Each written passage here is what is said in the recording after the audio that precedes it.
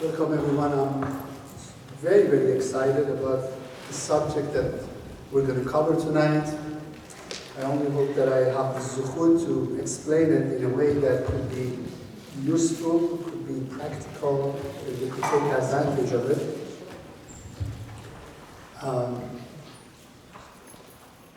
Today is, what day of the month of Adar is?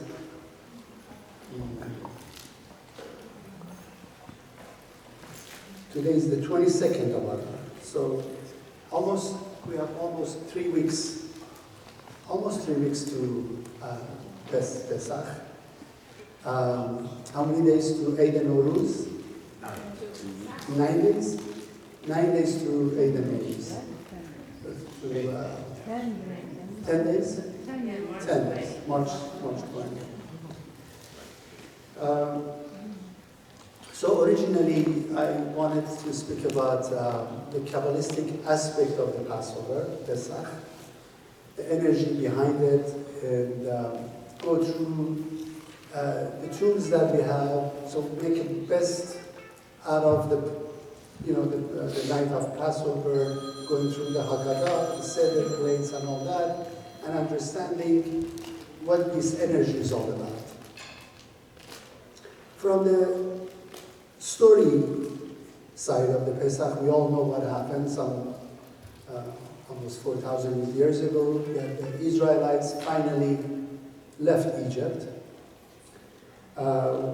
with the help of God, of course, and Moshe Rabbeinu, and there was a king of Egypt, and his name was Pharaoh. And when you study the Haggadah on the night of Passover, this lengthy book that the Kabbalists put together,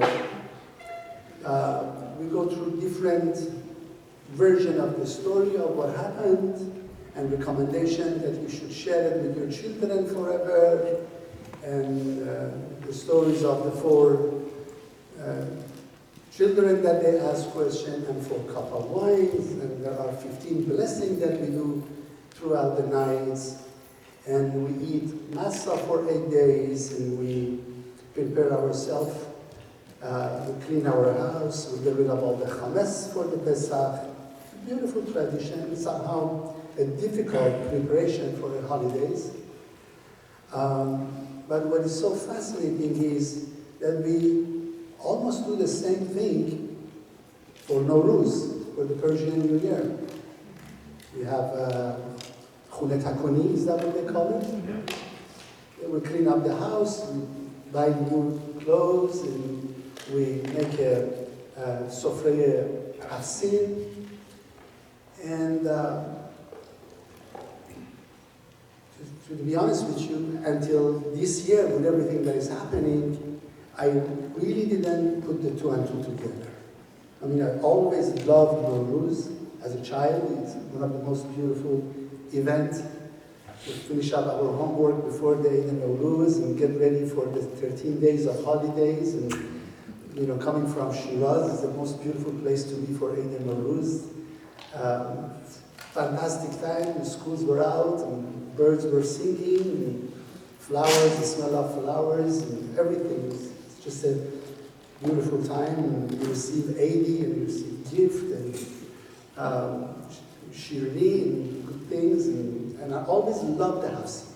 For whatever reason, I love the hafsin, and we still, I'm sure we all do it here in LA, even after 47 years that we left Iran, we're still celebrating it. But I never put the 2 and 2 together, the relationship between Passover and Eid al-Nowruz. Eid al-Nowruz falls at the beginning of the month of Nisan, and Pesach is the 15th day of the month of Nisan. And then I was always interested in the prophecies that are in the Zohar by Rabbi Shimon Bar Yochai, that talks about the coming of the Mashiach. When you study Zohar in the section of the Bereshit and section of Vayera, section of Shemot, when the Torah talks about the birth of Moshe Rabbeinu, The Zohar goes into the details of the birth of Mashiach and the coming of the Mashiach. And what is so fascinating is when it starts about talking about the Mashiach and the time of Mashiach and everything that happens before the revealment of the Mashiach, which we're going to discuss what is Mashiach Kabbalistically, all of a sudden it mentions Iran. All of a sudden. I remember almost 30 years ago when for the first time that I got my hands on the Zohar and I was studying it, when I reached to this section of the Zohar that talked about Persia and the empire of the Persia, that the coming of the Mashiach has to do with there's going to be a new king in Iran, a new government in Iran that wants to conquer the whole world, and they will start a war, and almost the whole world go against Israel. The anti-Semitism goes beyond, and this is what we're really experiencing these days. And there's going to be a war.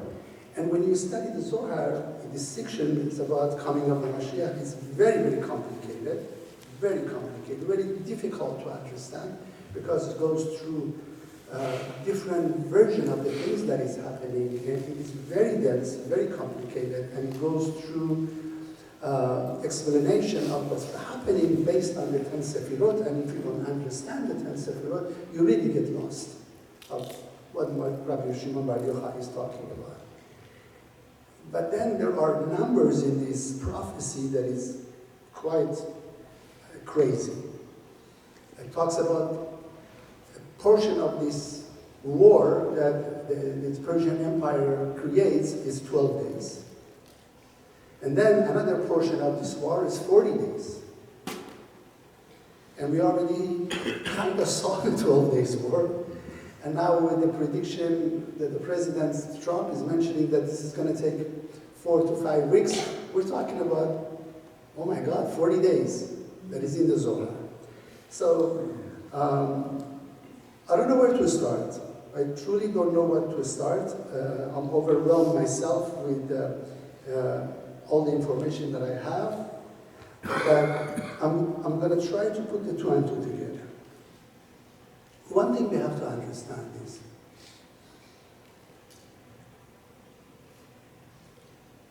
and it mentions in the Zohar all the time, and we learn in Kabbalah, that there are two different realms of reality, two different worlds of reality.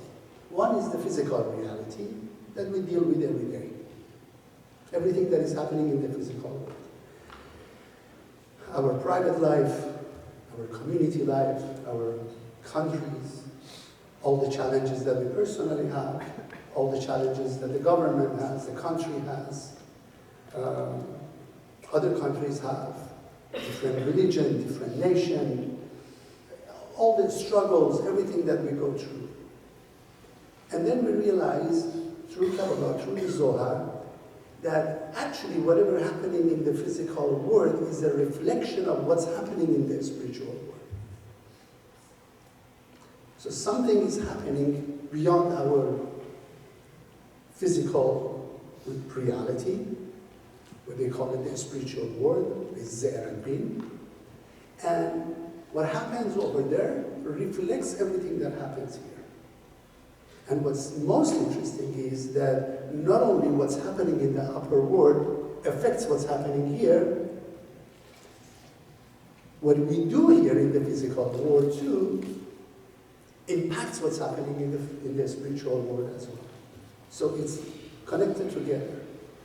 That means whatever the angels are doing, whatever God has decided to do, whatever plan that He has, which He has this amazing general plan that will happen.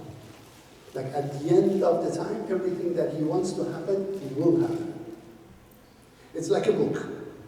It's like a book that He wrote, but this book, just like the Torah, can be interpreted, can be understood in so many different versions.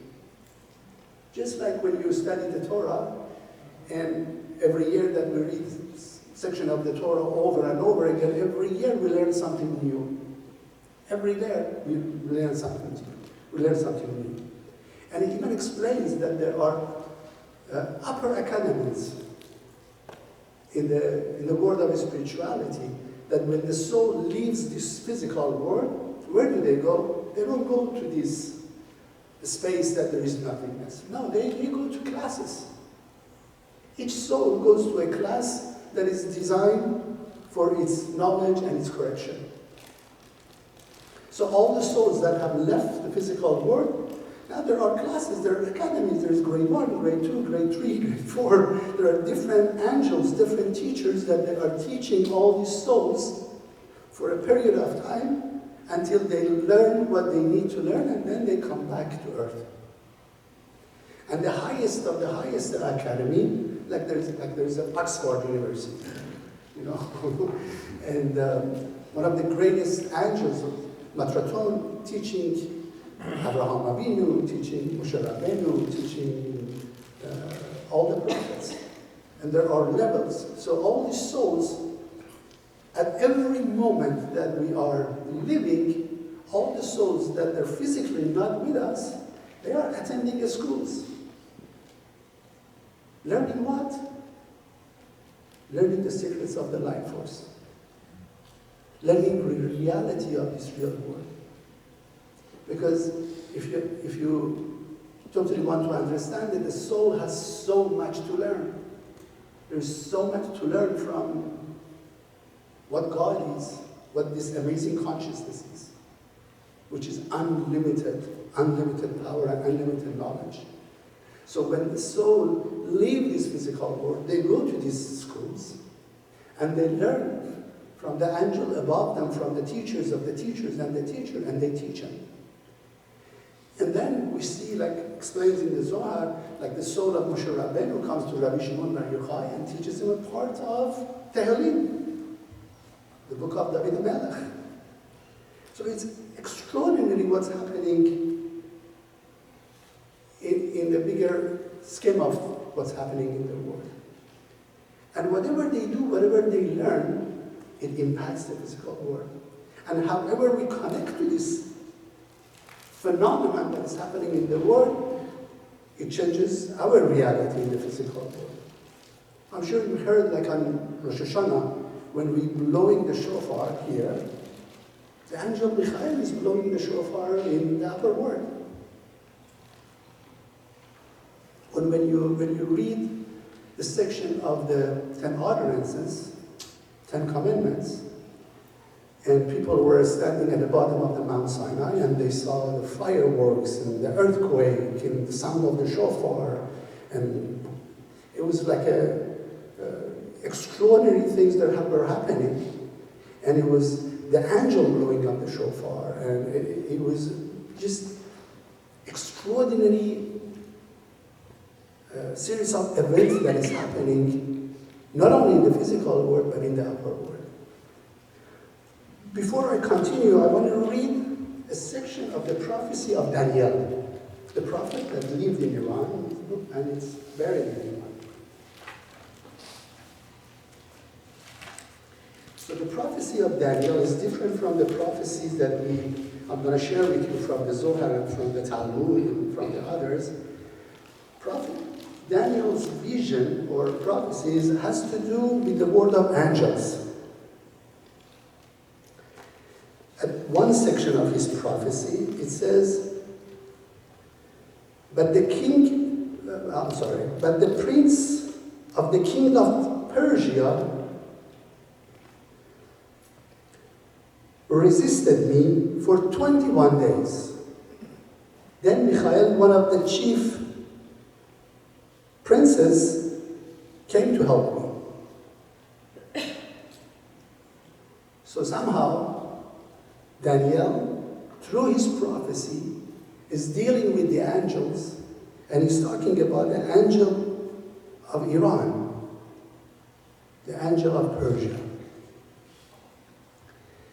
So I'm sharing this with you to understand that what we're really experiencing in the physical world, it's only a fraction of what everything is happening right now.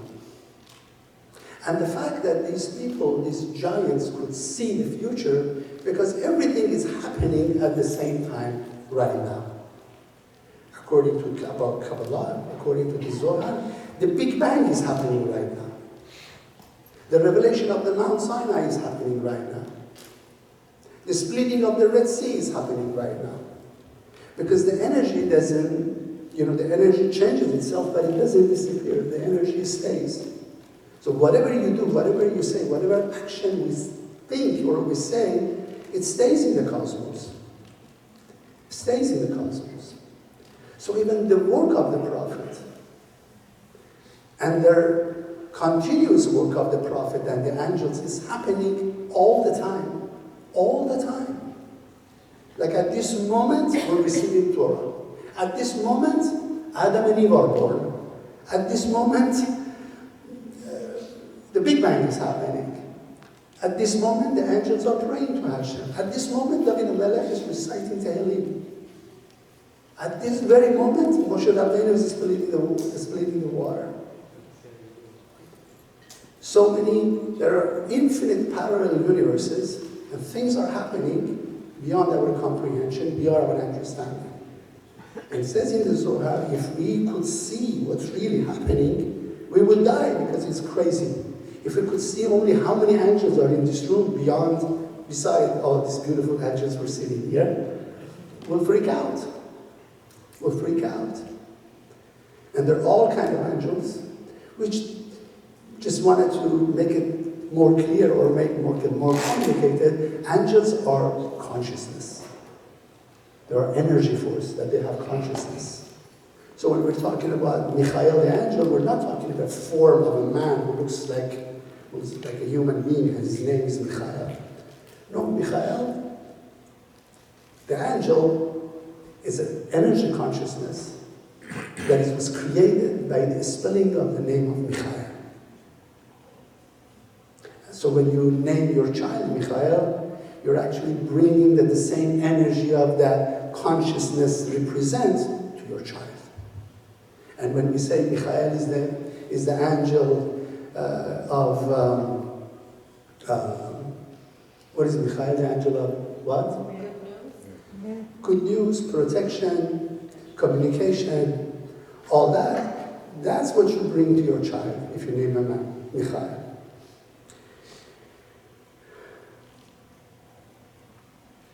And what is so fascinating is that we live at the time, this amazing time that it will happen. It is really a zchut to be in this body at such a time right now. Especially for us, being Persian. I know we have some Israelis, but we're Persian, we're Jewish. Now we're in Los Angeles, and crazy things are happening in the Middle East. And I know we all have kind of anxiety, excited, we're happy, we're worried, what's going to happen, things going to happen. The good news is, everything is going to be fine. Everything is going to be fantastic.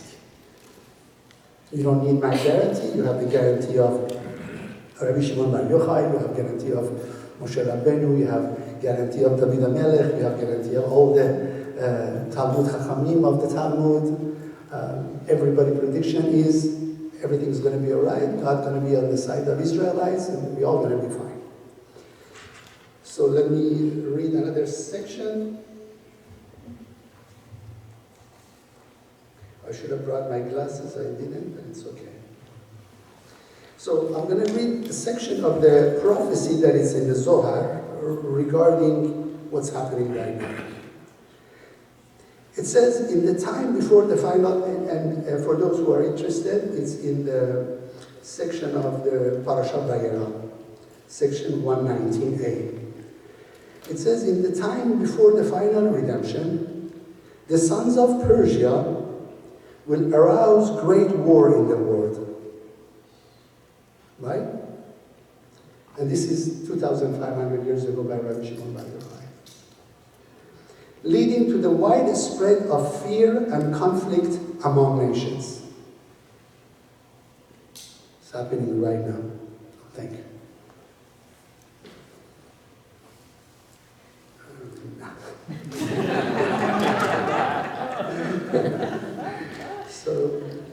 other. So it's leading to the widespread of fear and conflict among the nation. This is fascinating. The king of Arabia will seek counsel from Edom.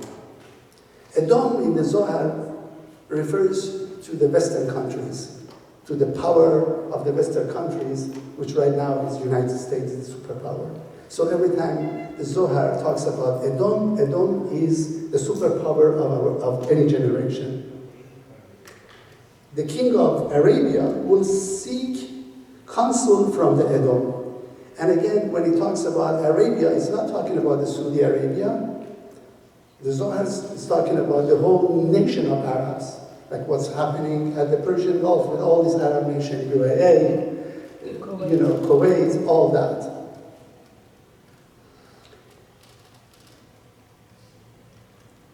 So the king of Arabia will seek counsel from Edom, and nations will be unsettled and terrified.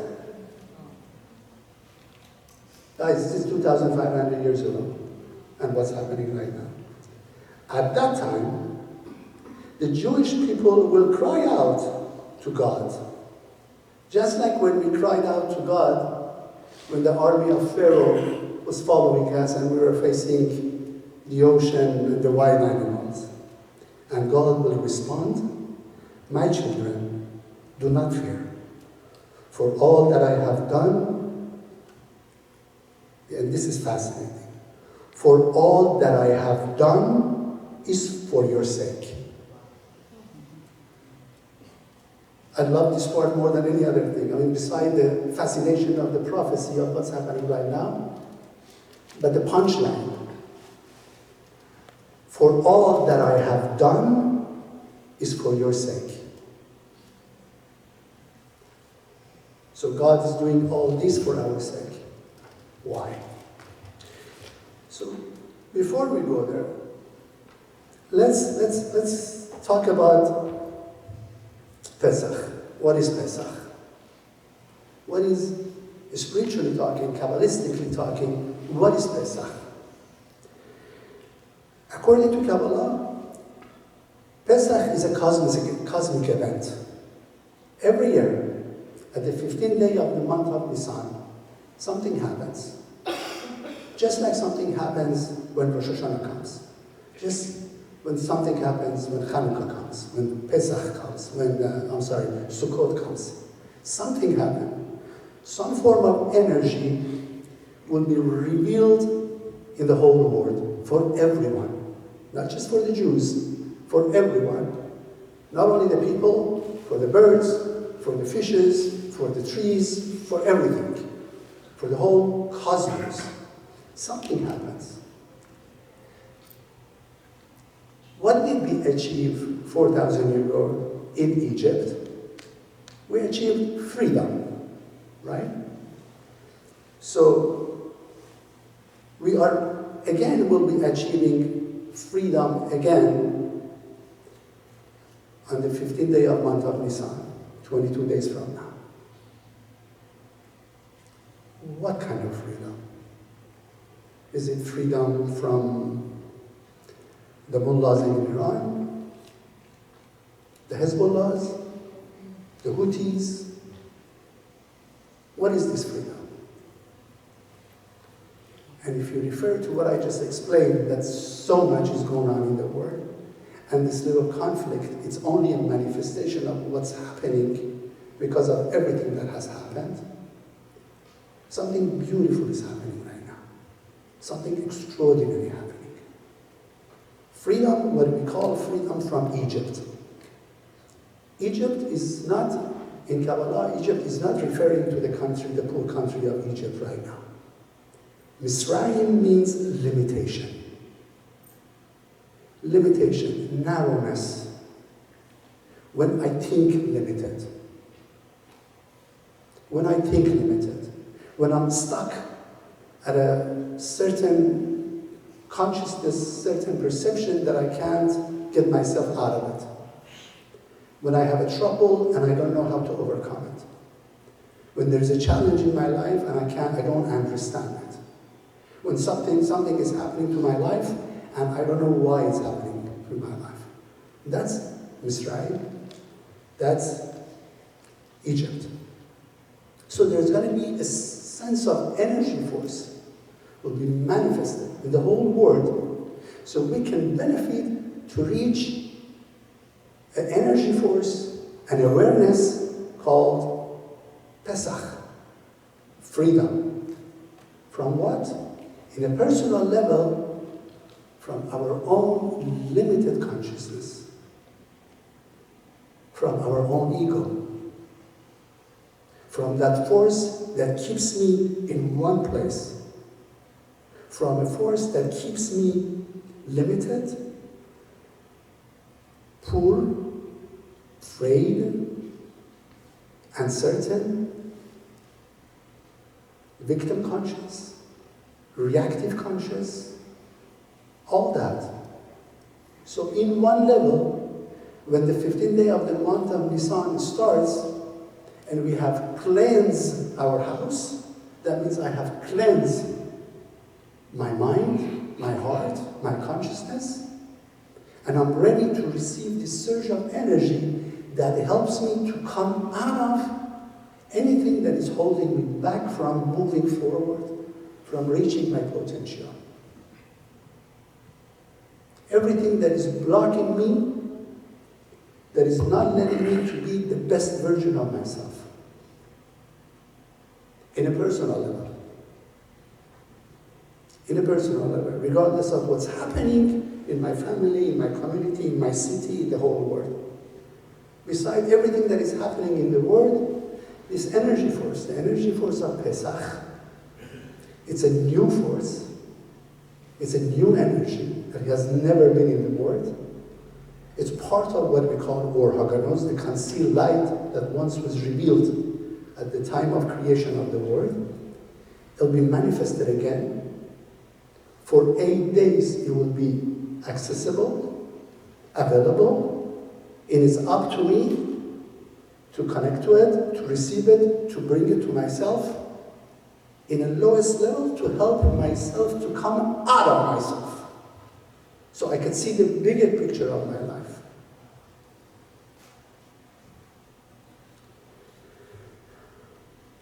We all, in a personal level, we all have all kinds of challenges.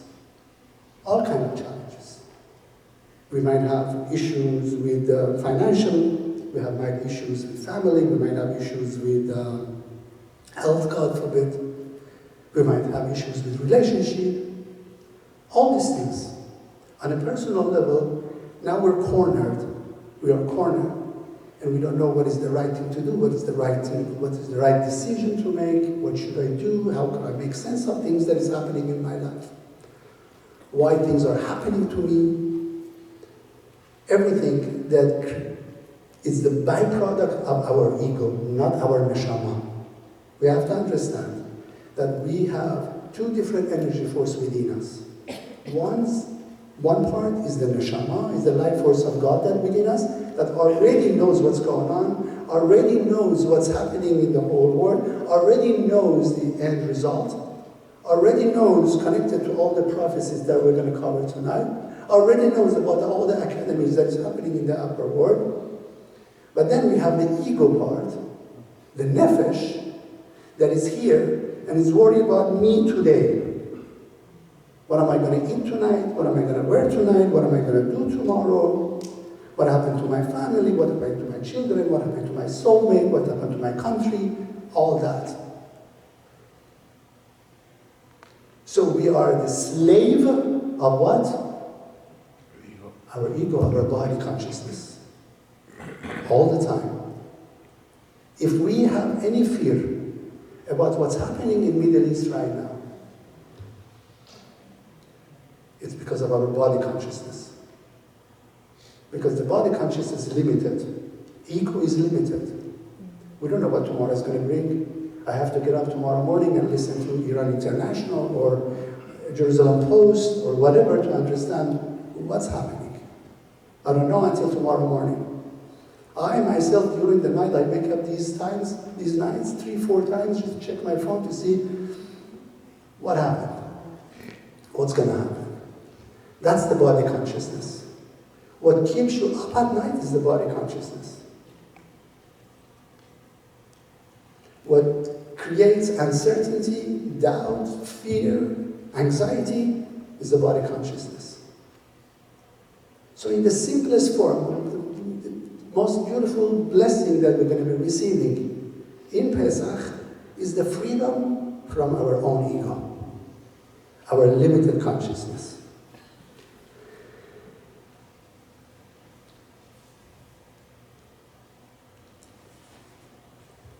So, what is the most important thing that we do in Pesach? We eat matzah.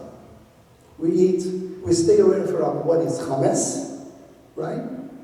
And we are recommended to eat as much as matzah as is possible, no matter how difficult it is to eat matzah.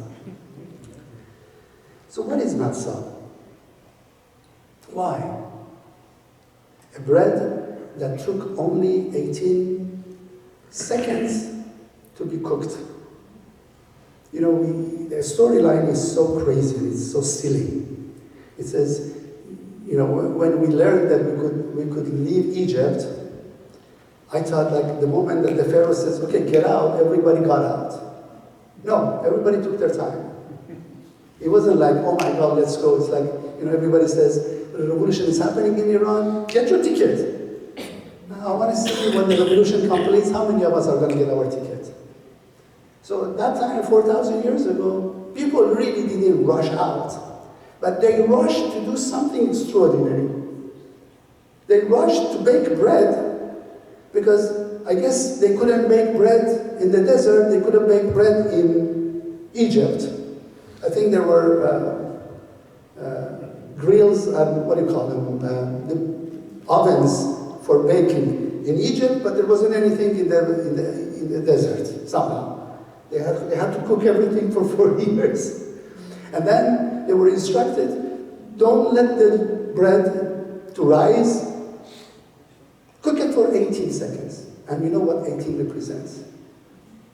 What is 18? Chai, life. Life.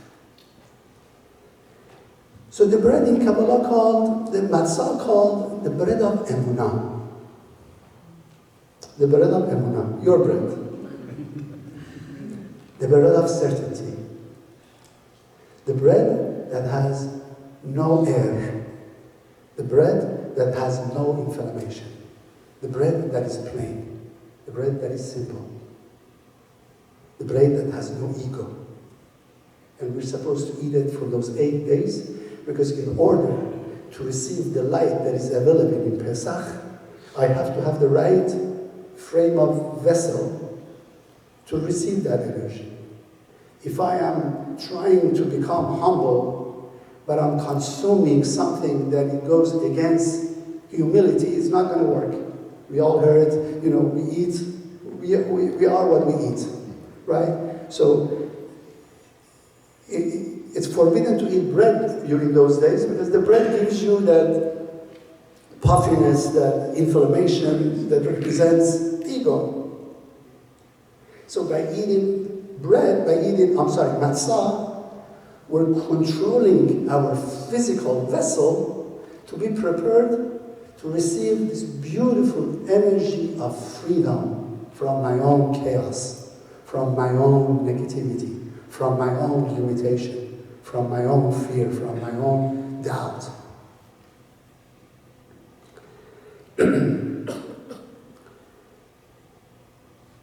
So whatever is chametz, it has to do with ego.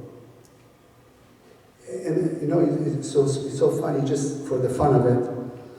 There is a difference between Ashkenazim and Sephardic of what is chametz, what's not chametz. And then if you're Persian and Sephardi, you could eat rice, but rice too. So Ashkenazis couldn't have rice, but we could have rice, but that's funny.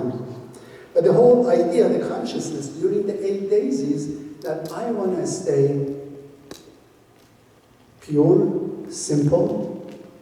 I want to connect myself to the energy that is available those 8 days to help myself in a personal level and hopefully by me being the best version of myself and receiving this beautiful light of Pesach, I could impact my family, I could impact my community, and I could impact my whole world.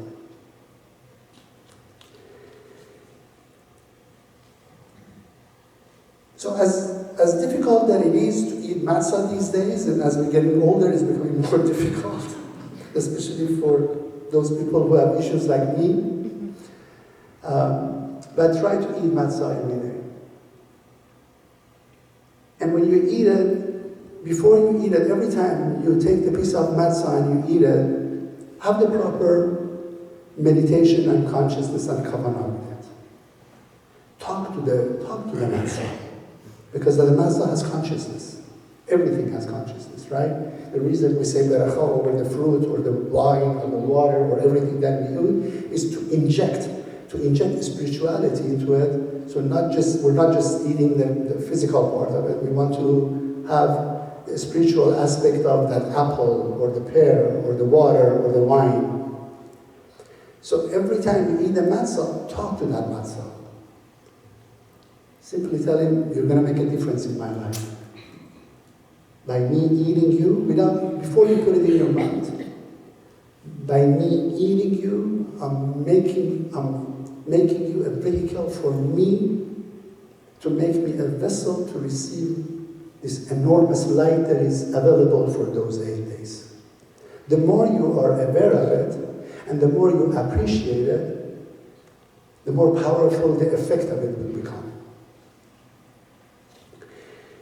The night of Pesach, I know 3 weeks is left and we may forget about it, but remember, during the Haggadah, we have 15 blessings. There are 15 blessings. We start with washing the hands, everything that we do. And then what do? So there are 15 blessings. Remember to recite the blessing, those 15 blessings, or answer the Amen for all those blessings. Most important one is to be aware of this blessing and answer the Amen. The moment you say the Amen for this blessing is like having the right password to penetrate in the realm and the energy of those 15 blessings that we have. And hopefully, if I have time, I'll talk about it. One of the most important things to do that night is drinking the 4 cups of wine.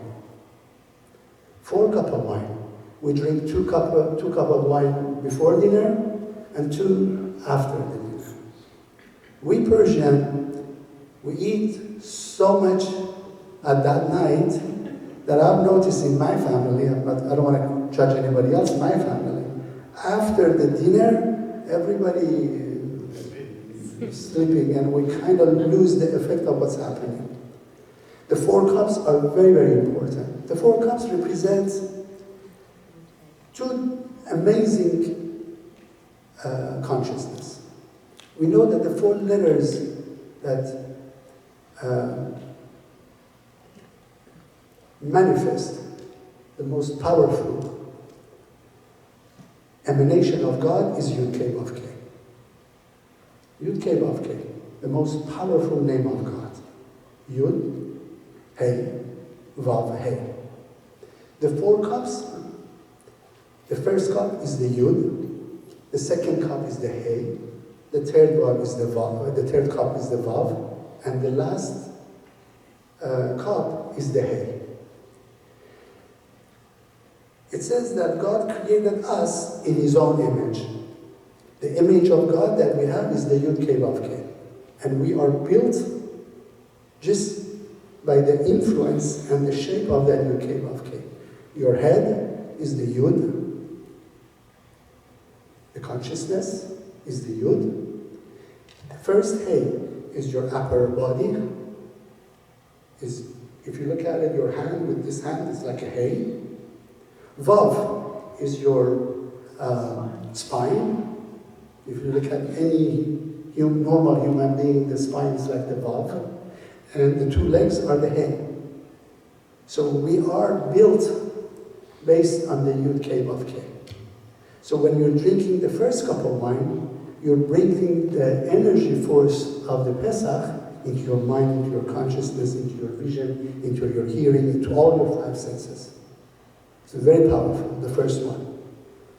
And I'm so happy, the first one, everybody's excited, nobody's tired in the beginning of the night, and we do the first cup, which is Baruch Hashem. But continue with that. The second cup is the hay, is the energy of your upper body. The third cup, right after dinner, is the vav, is the spine, is what keeps you balanced in life. So remember that. You want to bring balance. And the last hay is your leg, is what you're standing on, and your position in this life. This 4 cup also correspond to the 4 olamot that we have. There are 4 olamot. The Yud is the Atzilut, the word of Atzilut, which is divine unity, just like the Yud, just like the head. The Hey is Birya, the word of intellect. You know, when you drink the first cup with that kavanah, with that meditation, you're not just drinking a cup of wine. You're bringing down the energy of divinity, the energy of life force of God to your consciousness. Most important thing, to your consciousness. So you could understand the ways of God, why He's doing the things that He's doing, and we don't get lost. The second cup, which is the Birya, the intellect, help us to understand things better, to realize things better. The third cup is the word of Yetzirah, which is the word of emotion, everything that we go through in life. And because it also connects to the Vav, it gives you that balance of emotion in life. You know, emotion is a good thing, but when it's unbalanced, it can either make you silly, stupid, or sad. So the emotion needs to be balanced. So imagine when you're drinking the third cup of wine, there's so much consciousness has to be in it that I'm bringing balance into my being. I'm bringing balance into my emotions. So I can be a proactive person, not a reactive creature. And the last cup is the word of Asiyah, is the word of Malchut, is the word that we live here, which has to do with the physicality, with the reality of the physical world. The Seder plate. I love this part because I'm interconnected with the Sofrei Hafsin, and it's just fabulous. So, let me put my note together so I can explain it as good as it can be. Okay. So both in Nowruz and Pesach, we create, in Nowruz we put 7 elements that starts with sin, half sin, 7 sin for those who don't know. 7 elements that start with sin. Sabzeh, Samanun, Senjed, Sir, Sid, Serke, and so on. 7 elements. The Seder plate is what? It has 6 items too, right? We have the bone shack, we have the eggs, we have maror, we have charoset, we have karpas, we have lettuce, bitter lettuce. 7 items. So is it exactly the same? No. We put these 7 items on a plate that we call Seder plate. So the 6, so let me say this. Have seen, the 7 seeds. This is the 10 Sefirot. Is everybody familiar with the 10 Sefirot? Yeah. Kind. We have 10 Sefirot, 10 different consciousness or energy that creates everything. Creates us, human being, and the whole world cosmos. There are 3 Sefirot of Keter Chokhmah Bina. They call them the upper Sefirot, and there are 7 Sefirot below, which is Chesed, Gevurat, Tiferet, Nitzachot, Yesod, and Malchut. On the Hafsin, Sabze is chesed. Samanu is Gevurah. And hopefully I can go through the details. Senjed is Tiferet. Sir is Netzach. Siv is Hod. Serke is Yesod. And Somar is Malchut. So in Iran, which is, and I should have explained this before, the relationship between the land of Iran and Israel, they're very compatible. Iran is the Malchut, or is the physical manifestation of all the energies that exist in Israel. They call Iran in Kabbalah the female aspect of Israel, or the energy of Gevurah. Israel is Zeir and Pin, which is the 7 Sefirot, but it's the potential, is the energy force of the male aspect of the 7 Sefirot. So when we put the bone shack, the egg, maror, cheroset, karpas, bitter herb, on the Seder plate, we are creating the same 7 Sefirot, including the plate itself, which is Malchut, from the point of view of the male aspect, the positive aspect. Because the energies that exist in the world are based on 3 different columns: right columns, left column, and central column. Abraham, Isaac, and Yaakov. Israel is the male aspect, but its potential, just like the male force needs a female force to manifest itself, Israel needs Iran to truly shine, to truly become the country that it can be. That's why Iran is so important. Not just because geography, Iran is located at the most amazing location in the world in the Middle East.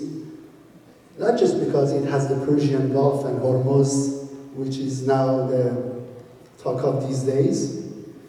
Not because of all the oil that it has and all the everything that it has within it, all the the physical benefits that it has. The energy that Iran has is the female aspect of the energy of Israel. The female aspect of it. So, back then, during the Zardashtian time, which they knew the concept of Kabbalah in some ways that I still don't know how they knew it, when they came out with the Sofrei Hafsim, and they put this element, which the Sabzeh, not only is the energy of Chesed, energy of right column energy, it's the energy of rebirth. That is happening when? In month of Farvardin, in the beginning of the spring. Samanu represents strength, Gevurah. You know, they say, eat Samanu gives you power, right? Usually the mother-in-laws give the Samanus to their son-in-law. Why? Because it has 2 different consciousness. It has the energy of abundance and the energy of strength. But it's Gevurah. Senjed, which is Tiferet, has the energy of love and wisdom. Love and wisdom. Sir, garlic, it's Netzach. Sefirah Netzach. It represents the energy of health and protection. And everybody tells these guys, eat a lot of seed, eat a lot of garlic, it's good for it has antibiotic, it gives you, right? It gives you protection, it's good for your health. And forget about the smell, it's good for you. So seer has the energy consciousness of Netzach, has the energy consciousness of protection and health. Sib, apple, is Hod. represent the energy of beauty and vitality. Beauty and vitality. That's why they think that the tree that was in the Garden of Eden was apple. Sirke, what is sirke in English? Vinegar is yesod, and it represents patience and age. A good sirke is an age sirke, like balsamic, which is deep, rich. It's built with patience. And Somar represents victory of the light over the darkness, and has the energy manifestation of the sunrise. You know, this wisdom that Zardashtian had almost over 3,000 years ago, which was understanding what Kabbalah is. You know, for those who are not quite understanding how Sirke could manifest the energy of Yesod or Sir, good energy of Netzach, it says that when God wanted to bring these 10 Sefirot into the world and manifest them in the physical reality, used different things to manifest that energy. And I always give this example in the Kabbalah classes.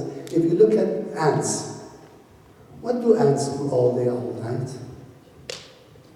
What do? They go and save food. They go bring food and save it. They don't eat it. I mean, they're so small, they don't eat all the food that they serve. But what consciousness they have? They have the consciousness of saving. When God wanted to manifest the energy of saving in the whole world, He brought that energy through the ants.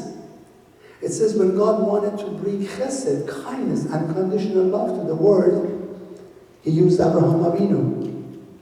Before Abraham Avinu, nobody had that kind of a kindness in the whole world. Nobody had unconditional love in the world. Abraham Avinu manifested chesed, manifested kindness. Before Isaac, Ishaq, the Gevurah, the strength, the judgment wasn't available till then. Yaakov brought balance, Yaakov brought beauty. So Moshe became the source of Netzach. Aharon became the source of Hod. Yosef Sadiq became the Yesod. He collected everything, just like Yesod collects all this Sefirot into itself and pours it into the world of Malchut.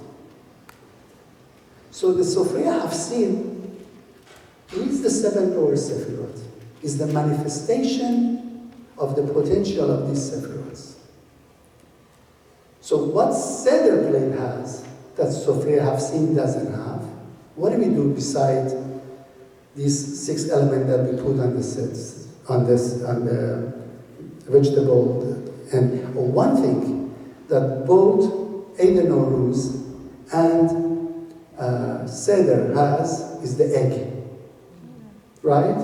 We paint the eggs and we put it on Sofrei Hafsin, even though it doesn't have a sin with it, but it symbolizes life and rebirth, a new beginning, a new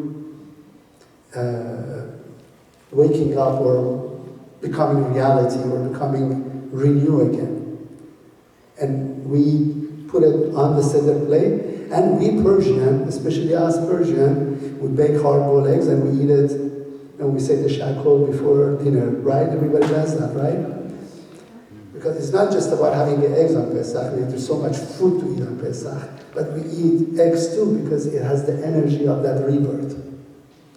So going back to the difference between the Seder plate and Sofrei Nowruz, beside these 7 elements, what else do we put on the Seder plate?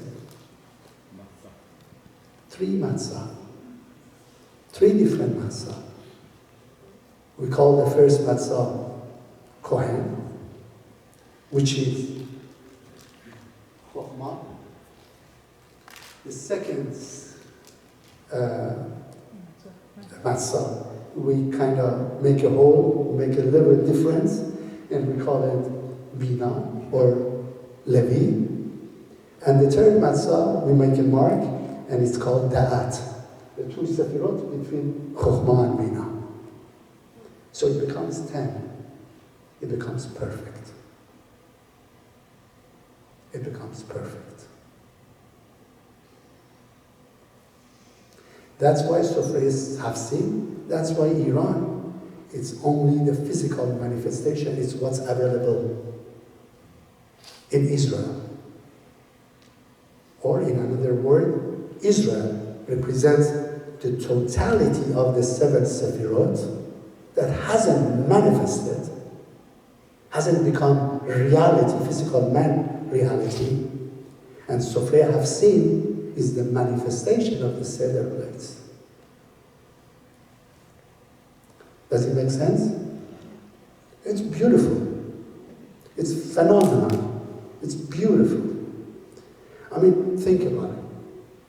Why would a regime comes to Iran some 47 years ago, and their whole intention is to Hasv Shalom destroy Israel?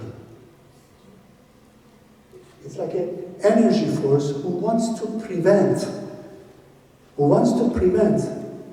the manifestation of the life force that exists first in the upper world, then it comes to Israel, and they want to prevent by blocking or destroying the light. And it will never happen. The light always prevails. Light always prevails. And that's the consciousness of Zardashtian, that always the light overcomes the darkness. That's why they believe in the power of fire, because it represents its light, the victory of light over darkness. And think about it now. What's happening right now? I mean, we live in one of the most amazing times of the history of human being. What's witnessing right now, what everything that is happening, every day, every moment, it's happening right now. It's quite extraordinary that the victory of the light is happening. Why the Torah says it might take 40 days, the Zohar says, the coming of the Mashiach, or the revelation of the Mashiach, takes 40 days. This number of 40, we see it so many times in the Torah. 40 years in desert, for the Israel to become a reality for the nation of Israelites. 40 is the numerical value of completion. I mean, it's not an accident that the President of the United States, who kind of has red hair, and apparently that's the symbol of Mashiach too, comes and says, you know, this war is going to take about 4 to 5 weeks. 4 to 5 weeks. And talk about it in the Zohar, talk about it in Talmud. It's just beautifully crazy. We're living at an age that is extraordinary. So I want to share with you a few more of these prophecies that are in different books, and I'll try to put the two and two together, that what do we need to do. So I read you the prophecy in the Zohar, but I'd love to read it again because it's so beautiful and I don't get enough of it. In that time, before the redemption, the son of Persia will arouse great wars in the world, leading to widespread fear and conflict among nations. The king of Arabia will seek counsel from Edom, and nation will be unsettled and terrified. And at that time, Jewish people will cry out, and God will respond, my children, do not fear, for all that I have done is for your sake. I love that last part. There is a prophecy in Talmud, in section of 97b, that talks about the wars. It says, before the Mashiach comes, Edom and Ishmael will wage war. Edom is today's United States. Ishmael are the Arab countries. Persia will rise and shake the world. and many nations will fall. Then the Holy One, blessed be He, will reveal salvation to Israel. This is from Talmud. And then it continues, Rabbi Yisrael, one of the Kabbalists of that time, says, the king of Persia will provoke the king of Arabia. I love this. The king of Persia will provoke the king of Arabia. I mean, I was thinking just 2 weeks ago, are you guys stupid throwing all these missiles at these Arab countries? Don't you want them on your side? And everybody said, oh, the biggest mistake, miscalculation. No, it's all planned. The king of Persia will provoke the king of Arabia. All nations will tremble and panic. Israel asked God, where should we go? And God says to them, my children, do not fear. The time of redemption has arrived. This is Talmud. This is 4,000 years of wisdom and prophecy. I have one more from Midrash. Even in Midrash there is a prophecy. Not just Talmud or Zohar. Midrash.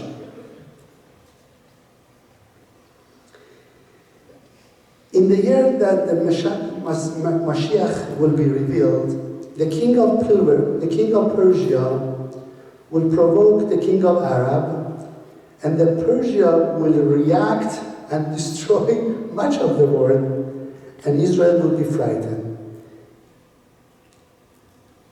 And then it continues.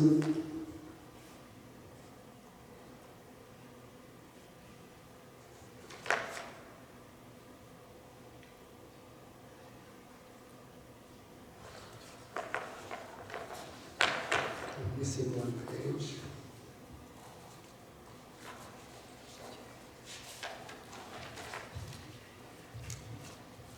I'm missing my page.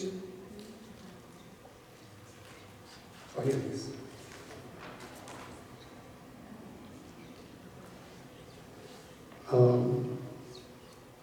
And shake the world, and many nations will fall.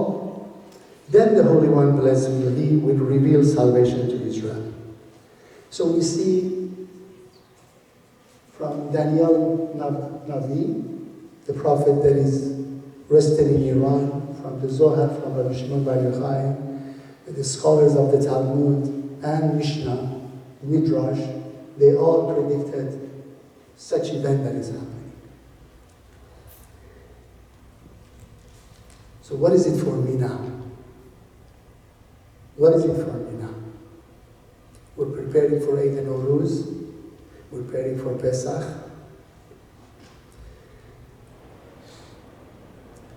I shared something this Shabbat, which was extraordinary, and for those who weren't here, I'm going to kind of summarize it and explain it because it was very, very profound. It says that there are 310 channels of light that God brings to every soul of a human being in this world.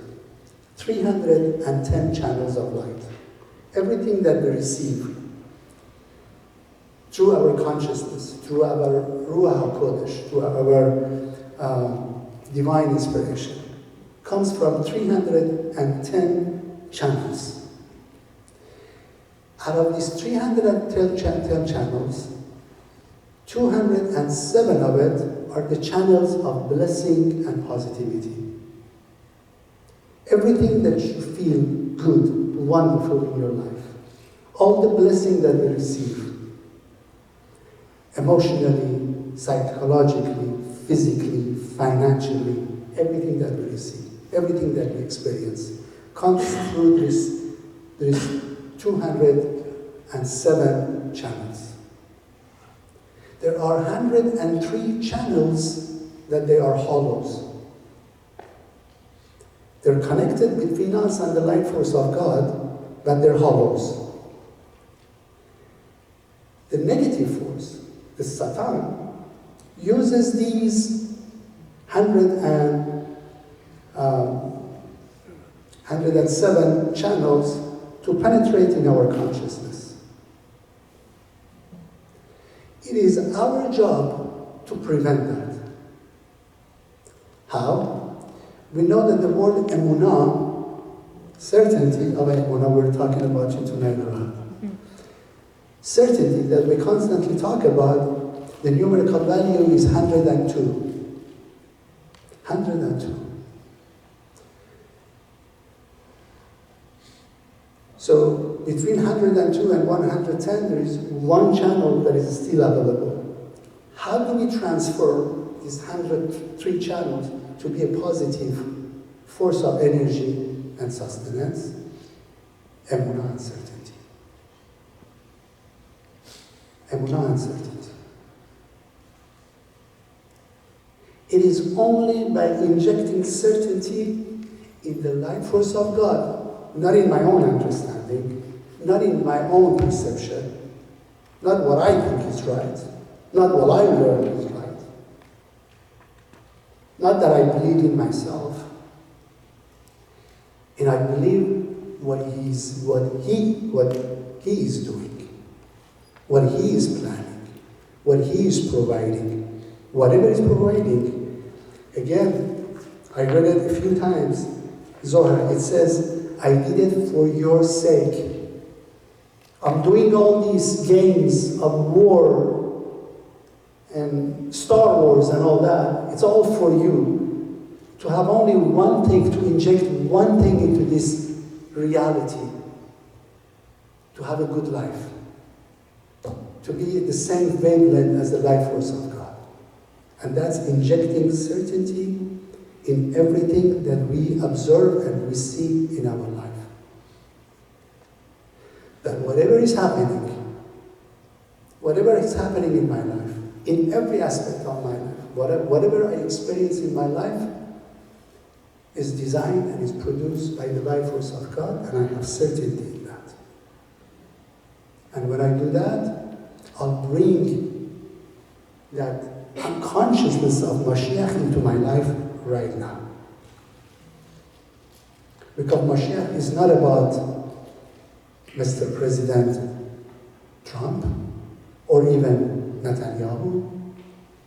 Mashiach is the level of consciousness. Mashiach is the level of consciousness that I totally trust everything that he's doing. That's why it says in the parasha of Shemot at the beginning, when he talks about, I'm going to read it for you again, coming of the Mashiach in Zohar Parashat Shemot, the very, very beginning, Rabbi Shimon says, it says, chapter 15 of Shemot, it says, Rabbi Shimon raised his hand, wept, and says, woe to he who is present at that time. And blissful is the portion of he who is present at that time also. That means good for you if you're aware and you have certainty in the life force of God, and God forbid if you don't have certainty in the life force of God. And as for Shalom, we experience pain and suffering. So B'ezrat Hashem, one thing that I want all of us to take home and welcome Eid al-Nowruz and welcome this beautiful month of Nes and Nisan and Passover and whatever is happening, it's all good, it's all fantastic, the ending is good, and I have a feeling the ending, reaching the consciousness of Mashiach, is as close as every ever human being has been in the world. Any question? Jennifer. So is this bitachon what you were saying? Yes. So what is the difference between bitachon and certainty? What's the question? I'm sorry? What was the question? The question is the difference between the two words of bitachon and certainty. My understanding is that bitachon is having certainty beyond any reason, beyond any, like when we reach to a point of consciousness that I have certainty in the most difficult time to have certainty, that's bitachon. That no matter what happens, I don't let my mind drift away from consciousness of certainty.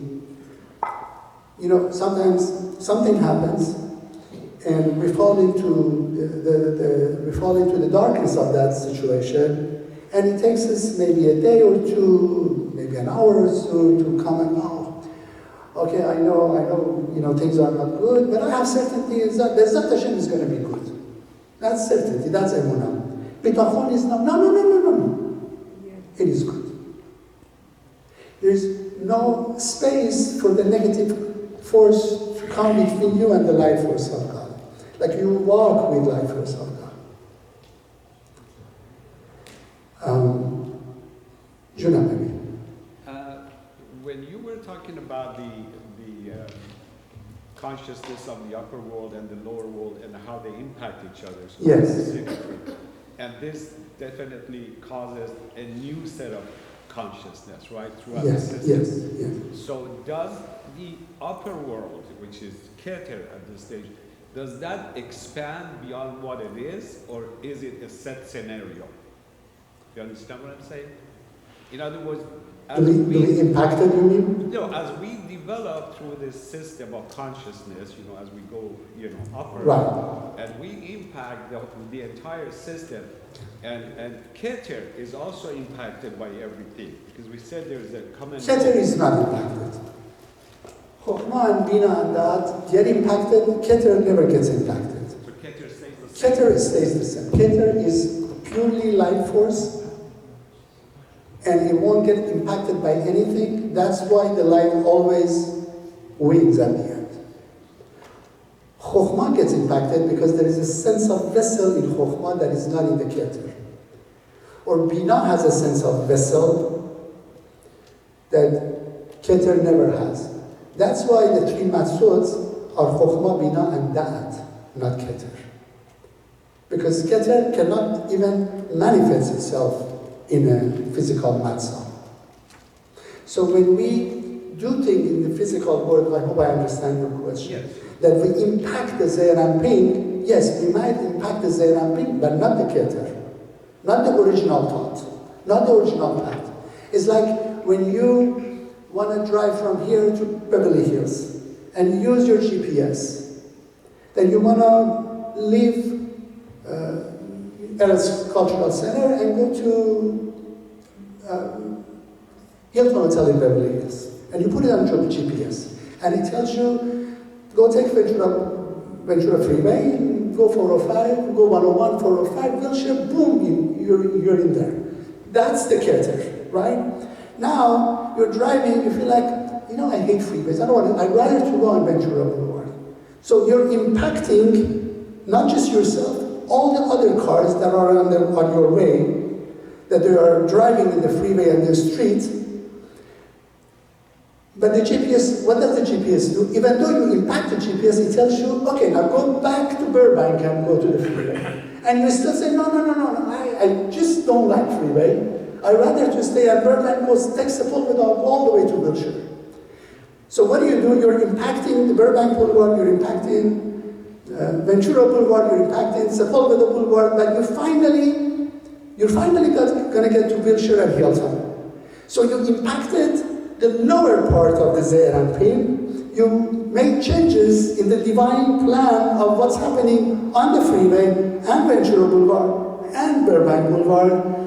But the destination never, you're finally going to get there. It might be, instead of 20 minutes, it's going to take you 40 minutes. That final station, doesn't that develop? Does it just... It's already developed. So that's the infinity, that's it? That's it. So we think we're making an impact. Yeah, we're making an impact, but not in the finale of things. Because whatever is going to happen, it will happen. Yes, we'll make an impact on the timing, but again, the time is an illusion. It only belongs to the physical world, not the upper world. Very good question. Juna. So you had stated earlier, one of the ways to connect to the light during Passover is, for instance, the eating of matzah and meditating and thinking what you were saying. Yes. How else can we connect to the light? The more, good question, the more you feel the Passover, the more you appreciate the Passover. I remember in Iran it was so difficult to stay away from hummus because there wasn't much of what you could eat outside the home. And it was really a hard time for the 8 days to stay kosher for past Pesach. I remember my mother used to make everything, even the snack that we take to school was from home. So it was very, very difficult. So Pesach was not fun in some ways, it was difficult. So it's still, for some people, it's not fun because I still like to have my pizza and I want my bread and all that. But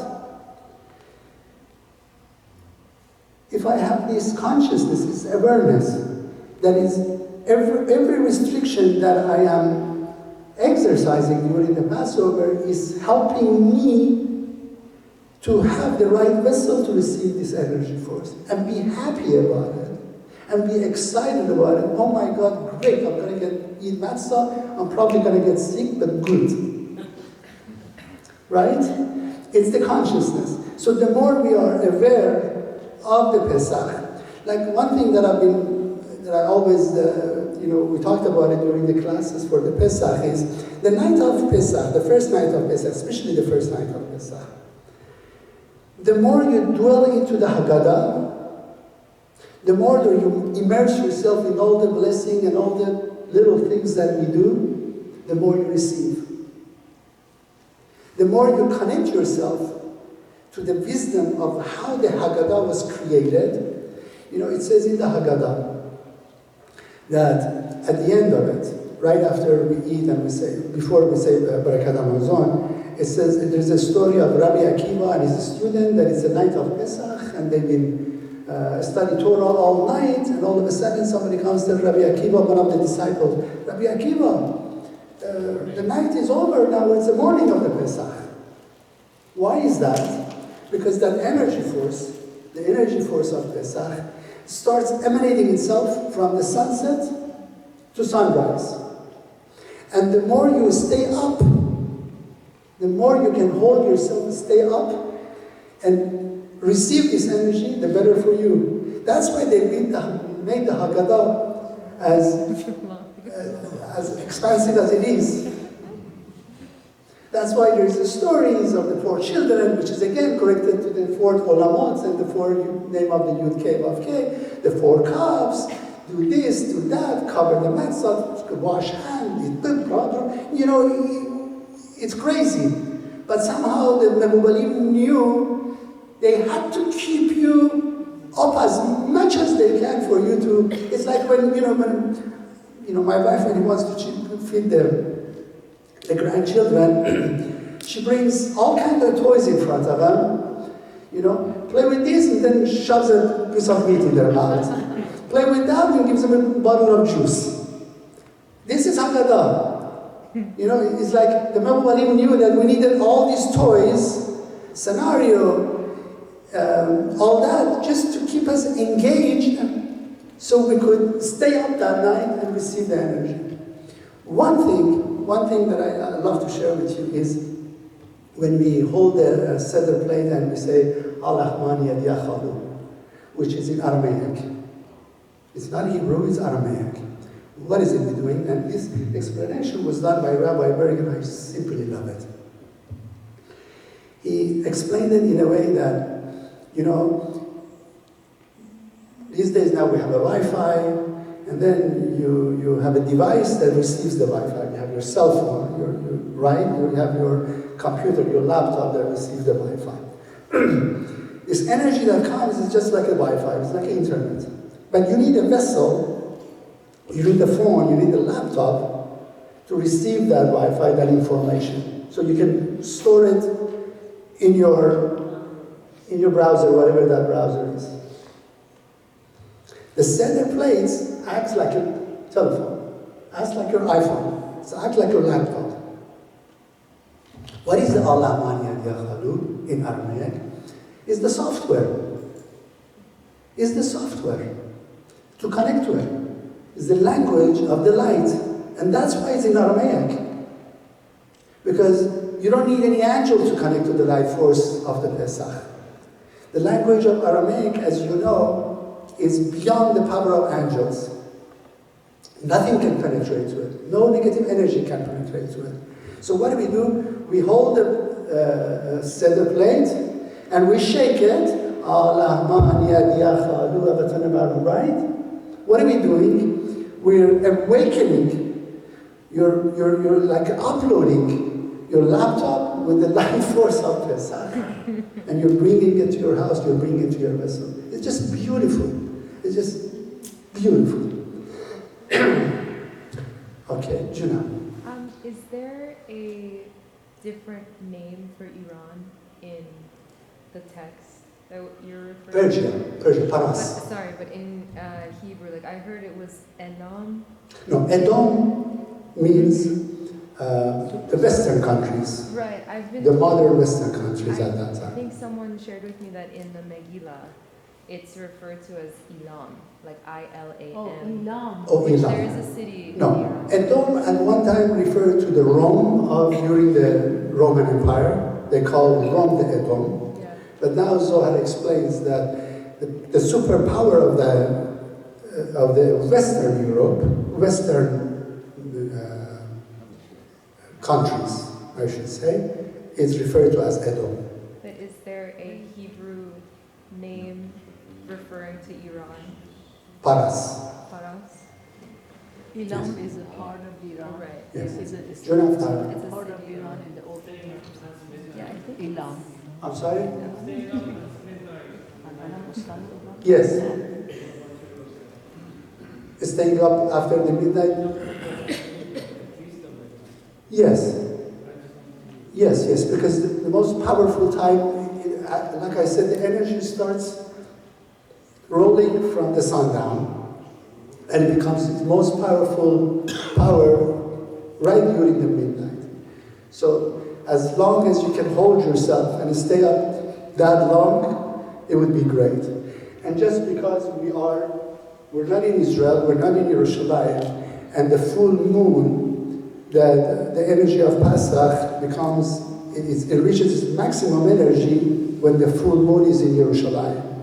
So people who are outside of Israel, we hold 2 days to make sure that we cover the full moon of Nisan that is manifested in Yerushalayim. We are covering those 48 hours.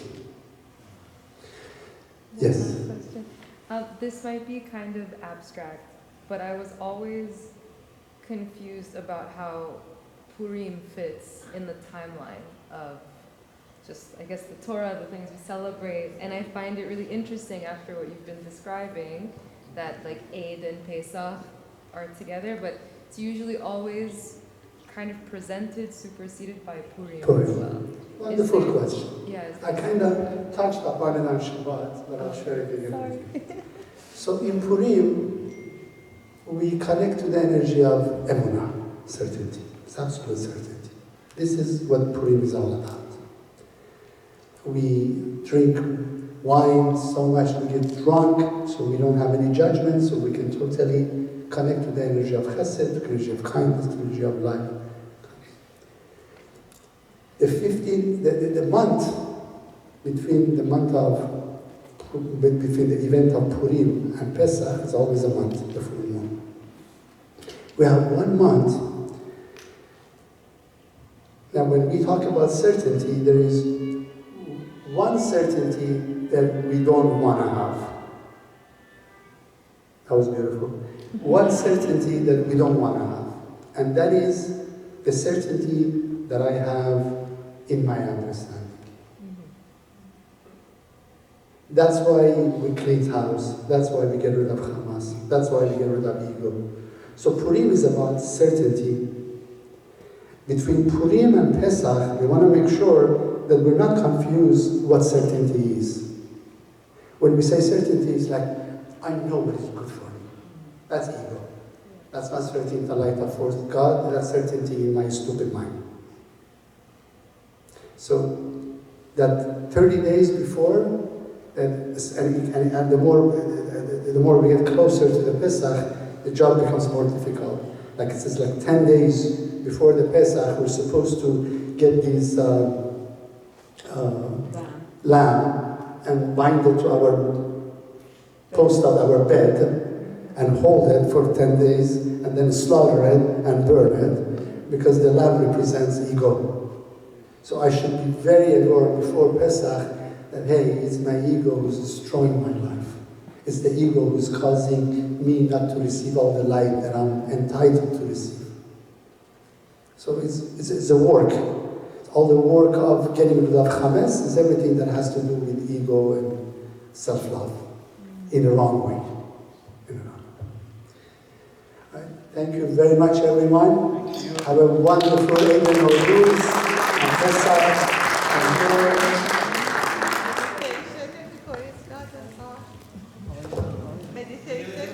Meditation.